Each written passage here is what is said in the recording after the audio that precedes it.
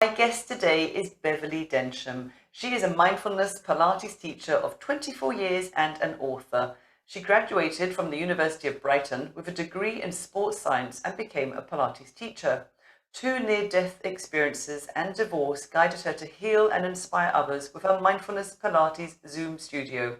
She created a mindfulness Pilates podcast and the founder of the Happy Kids cards and Happy and Calm cards to help you live happily ever after. So welcome, Beverley. I know you like being called Bev as well. Welcome to the show. How lovely to have you on. How are you doing today? Yeah, very, very good. I've been teaching all morning and I'm very well. Thank you so much for having me. It's an absolute pleasure. So if you have been listening to the show, you will know that the very first question I ask all of my guests is that what does the word unbroken mean to you? Yeah, it's a really interesting one because before I discovered you and your podcast and read your book, it's not really a word I was familiar with. So I felt I had to sit there with my heart and soul and have a really good think about the word unbroken. And for me, it means you were broken and destroyed in some way from your life or work or circumstances or trauma. Mm-hmm. And it's torn you apart. But what you've done is you've broken the cycle. You've found the healing tools to recover, be brave, and be better than you've ever been before. Oh, I And you've love become that. unbroken. You've become a shining diamond, a shining light, a beacon of hope, and perhaps an inspiration for you too to become an inspiration, knowing it's going to be okay. And eventually you can have a voice to express how you feel, say what's wrong, ask for the help that you need, and that there is always a solution, although the solution may not be immediate. Well, as you know, everybody always gives me a very, very different idea of that word. But yeah, to be broken, but then to be better is just sums up, really, doesn't it? So we're interested to hear how you have got to that place because you have overcome, it's fair to say, a lot of challenges in your life. You say that the sparkle is back in your life and in business. But I guess when I'm thinking of you, the first one is really you had a big road traffic accident when you lived in Australia, didn't you? Can you tell us a bit about that? Yeah. When I did my sports science degree at University of Brighton, and then I worked for a year to save up to travel around the world. And I went traveling around the world for a year and a half. And when I was working and living in Australia, I was in Cairns at the time, and I think I had 3 jobs a day at one point. Anyway, I was cycling, which was just ridiculous. But anyway, on my morning job, it was quite an early start. The roads are very quiet, and it's about 6 in the morning, and I was cycling to work, pretty quiet as usual, Mhm. and kind of just out of the blue, I was hit by a car, and I remember so much about it. Something that was very fortunate at the time was I had a helmet on. They were very hot on recommending you were Mhm. fined if you didn't wear a helmet there, Okay. basically. And they told me when I got my bike there, you've got to wear a helmet. You're going to be fined if you don't wear a helmet. Anyway, you kind of at 6 in the morning, you don't think you must wear a helmet, but I wore a helmet every day, and I always have since. And this car hit me, and the first impact was my head.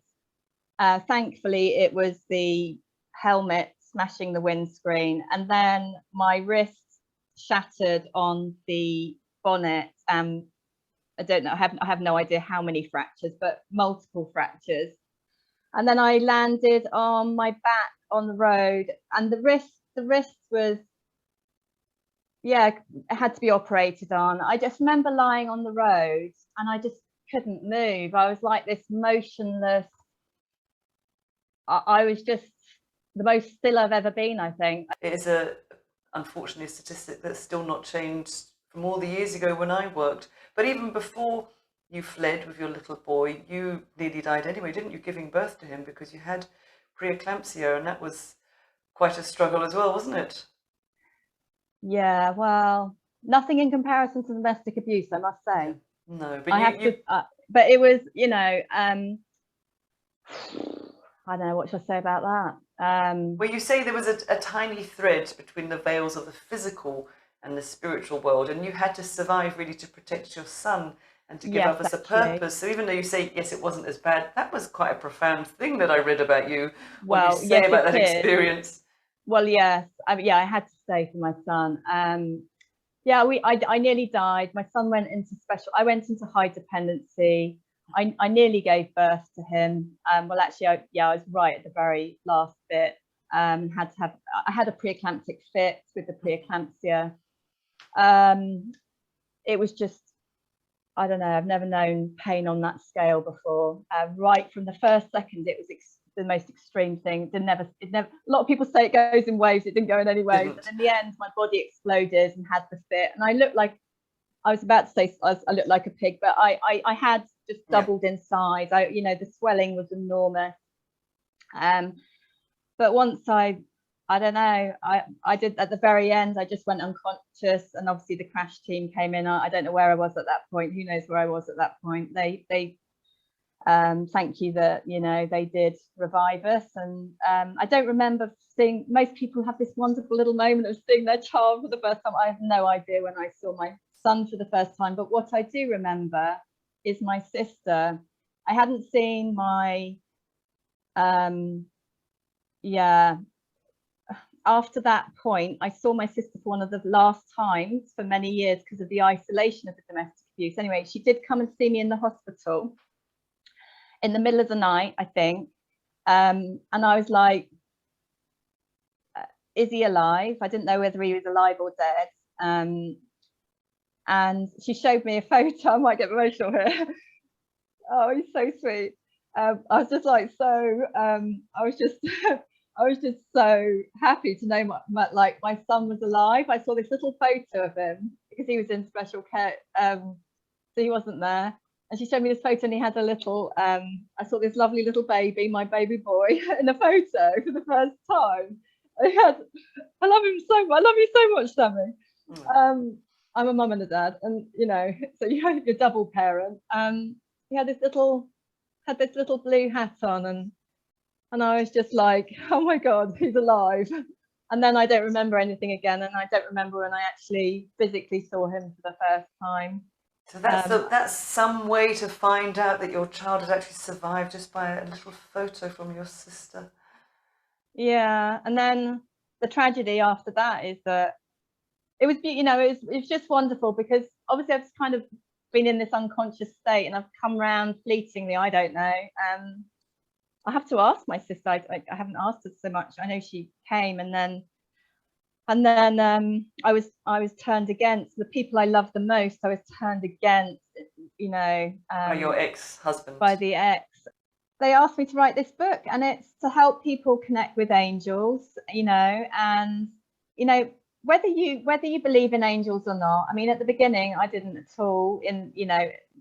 A long time ago, I just enjoyed Robbie Williams' Angels song. That was it. But then I had a few rock bottoms, and I had a spiritual awakening. And so this book really is a self-help book to help you during good, challenging, sad times of life. And the nicest way to use it. It's got lots of tips and tools and meditations. And yeah, you can learn to connect with angels, or you can just use it as a tip of the day. So you can just either pick a page number, or you can read it from cover to cover is nice. But then you can just, pick a page and read a page for that day, which will give you incredible tips and guidance for the day, or an exercise to do, or you can do a bit of colouring, or you can journal with it. Either just journal from your heart and soul, or you can actually journal with your guardian angel. So it can help you get to know your guardian angel if you're inspired to.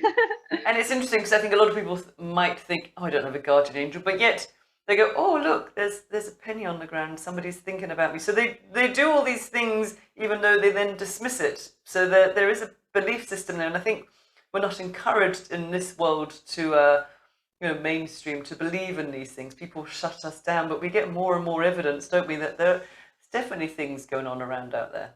Yeah, I mean, that was you having that feather moment was very profound. I mean, It's very profound. That can be a loved one, or from an angelic perspective, it can be an angel. They can move things. So they want to put a feather somewhere, they will put a feather somewhere. When the windows were shut, there was no feather there. There's no windows. No windows in this room. Oh, where did that feather come from, and you're like, and it's like, wow, actually you suddenly realize you've had this profound, they're not always profound, but that was a profound moment. I had a profound, I don't know whether you want me to share one profound moment I Sure, had. we like a profound moment. Well, when I decided to say goodbye to my old Pilates studios and clients, it wasn't an easy decision. But I had to fly to live by the sea. So here I am. But at everything, so I had a big studio. Then there was an entrance. There was a little studio with the office next to it and the changing rooms. But there were, like your office, the office there and the little studio didn't have any windows. So it doesn't sound too good. It didn't have any windows to that bit. And it was all empty, all the bigger reformer equipment, all the mats, everything was out. It was completely empty. And I was just there with my mum and my son. And my mum's like, look. She's like, look. I was like, what?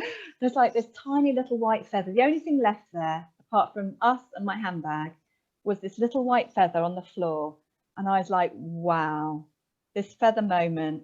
And I walked out of there knowing I didn't need to look back, and that it was telling me I was on the right path and keep going.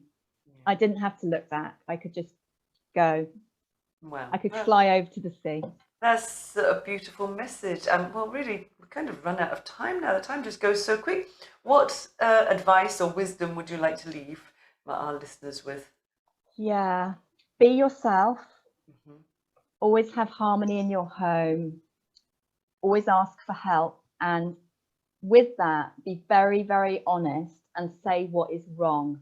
Tell people what is wrong, even if you need to go to the doctor, a professional, someone external to a friend and family. Say what's wrong, because then you can find the solutions that you need. Then you can go on the self-care journey that you need. Some of that can be professional, of course, and definitely do, with your self-care, definitely as well, with your mindfulness Pilates, definitely pick a card every day, because card for you on your own, card with a friend or family, card with your child or children, because that is profoundly beneficial and magical.